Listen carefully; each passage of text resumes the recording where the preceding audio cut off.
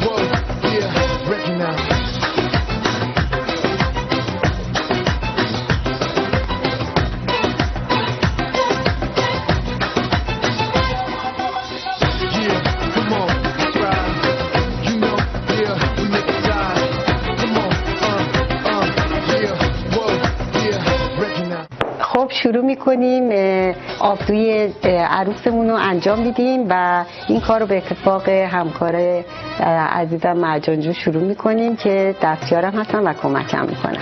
شروع میکنیم. موی مونا جون کوتاه هستش ولی ما با 2 تا اکستنشن امروز کار میکنیم رو موشون. شروع میکنیم به پوش دادن از بالا.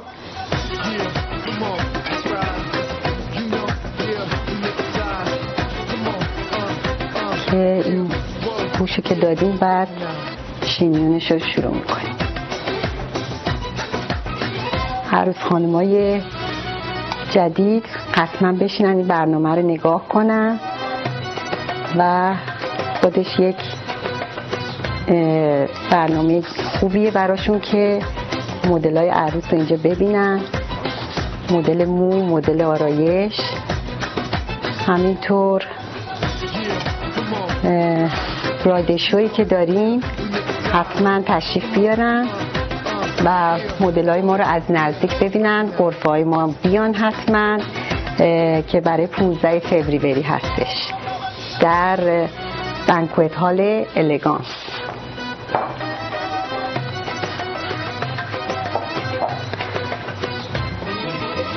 پوشا به خیلی فست و سریع انجام میشه ولی خیلی محکم که نگهداری موها برای ساعتهای بسیار زیادی که عروس‌ها خیلی ساعت و وقت براشون خیلی مهمه که موهاشون به ساعتهای زیادی بمونه براشون و خراب نشه. برم پوش میدیم بعد شروع میکنیم به شینیون کردن.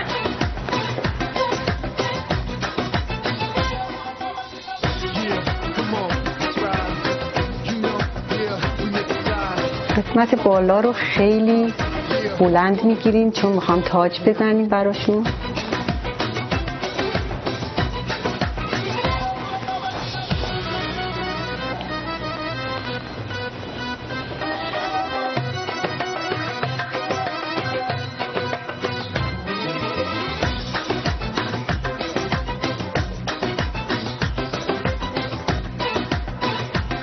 مونا جون امروز یک عروس بسیار زیبایی میشن با این مدل مو.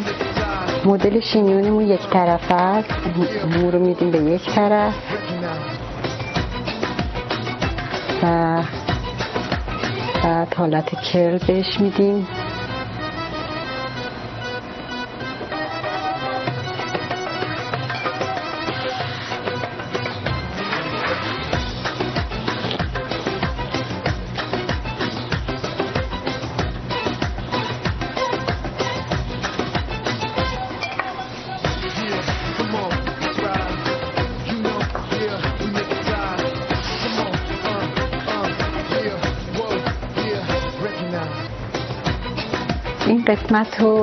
این قسمت ها رو ما فر کردیم و با فلت آیرون یا کرون آیرون میتونیم اینا رو فر کنیم، ولی چون موشون کوتاه باید به وسیله اکستنشن ما مو بهش اضافه کنیم.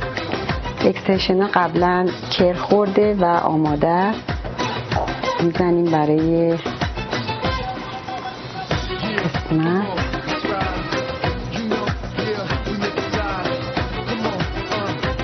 زیر مو میبریم، ادامه میدیم تا به قسمت پشتش و روی عروس خانمایی که مدل هستن در براید شو از این تاجا استفاده میشه که عروس خانمایی که تابستون عروسیشونه بیان همه دیدن کنن. خب حالا برمیگردونیم یواش به این سمت نانا جون که دیگه بشه کارش که اینا رو هم کار میکنیم تو موهاشون.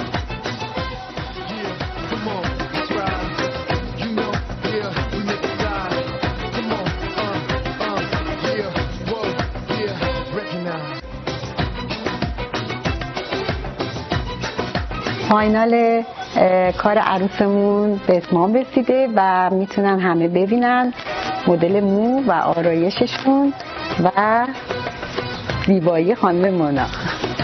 خیلی متشکرم از آرایش میکاپ و مویی که پروژه من انجام دادن و همیشه کارشون قشنگ بوده و امیدوارم همه‌تون رو در براید شو ببینید.